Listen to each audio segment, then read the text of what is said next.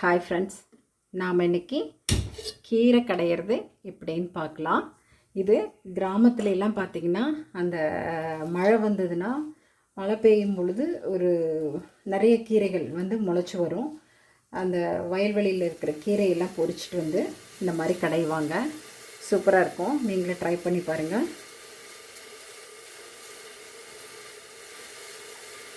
இப்போ நம்ம தண்ணி வேணுங்கிற தண்ணி ஃபஸ்ட்டு ஊற்றிக்கோங்க. அடுப்பில் போதும், கொஞ்சமாக தண்ணி ஊற்றினா போதும்.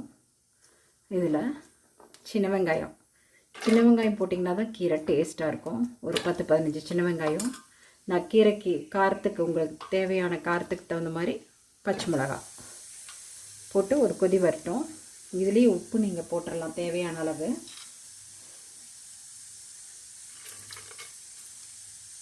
உப்பு போட்டு தான் கீரையை வேக வைக்கணும், அப்போ தான் நல்லாயிருக்கும். அப்புறம் இதுக்கு இன்னொரு பொருள் என்ன, இப்போ பார்த்திங்கன்னா இதில் சீரகம் அண்ட் கொத்தமல்லி, கொத்தமல்லி இருக்கு இல்லைங்களா, அது ரெண்டும் போட்டுடலாம். மழை ஒவ்வொரு டைம் வரும்பொழுது பார்த்திங்கன்னா அந்த வரக்காட்டிலெல்லாம் இந்த பலவிதமான பண்ணைக்கீரை, தொய்யக்கீரை, அப்புறம் நிறைய சிறுகீரை, அரைக்கீரை, அந்த மாதிரி நிறைய முளைச்சி வருங்க.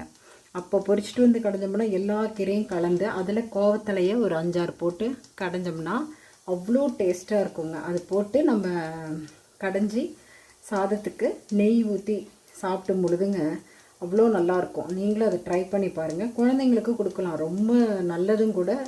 அந்த சீசனில் தான் அந்த மாதிரி பல கீரையும் கலந்து செய்கிற மாதிரி ஒரு வாய்ப்பு கிடைக்கும்.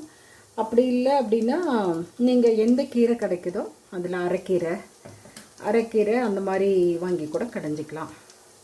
இப்போ நான் போட்டாச்சு.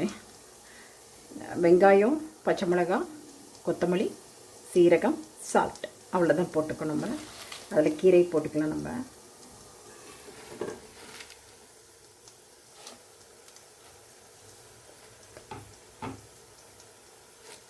இது அப்படியே வெந்து வரணுங்க. அவ்வளோதான். இதில் நம்ம ஒரே ஒரு ஸ்பூன், உங்களுக்கு என்ன எண்ணெய் பிடிக்குதோ அது ஊற்றிக்கோங்க. நான் தேங்காய் எண்ணெய் ஊற்றுவேன். ஒரே ஒரு ஸ்பூன் கோகோனட் ஆயில். அவ்வளோதான். நல்லா ஒரு 5-6 நிமிஷம் கழித்து ஒரு குளிக்கூடலாம். இப்போ திருப்பி விடணும்.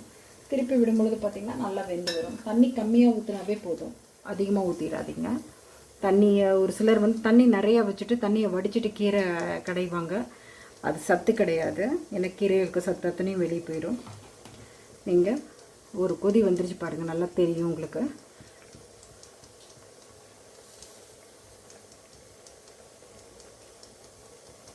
இப்போ நீங்கள் இப்படி எடுத்து பெரிய பாத்திரமாக வச்சுக்கிட்டிங்கன்னா இப்படி குளுக்கிறதுக்கு நல்லாயிருக்கும். ஓகேவா? ஒரு டம்ளர் தான் தண்ணி ஊற்றிருப்போம், அதிலே தண்ணி வெளியே நிற்கிது பாருங்கள். அந்த தண்ணி கொஞ்சம் ட்ரை ஆகிற அளவுக்கு வெந்ததுன்னா போதும், கீரை வெந்துடும். மேக்ஸிமம் திறந்து வச்சே தான் வேக வைப்பாங்க. கீரையை திறந்து வச்சு வேக வைக்கிறது தான் நல்லது அப்படின்வாங்க. நீங்கள் மூடி வைக்கிற பழக்கம் இருந்தால் மூடி வச்சுக்கலாங்க.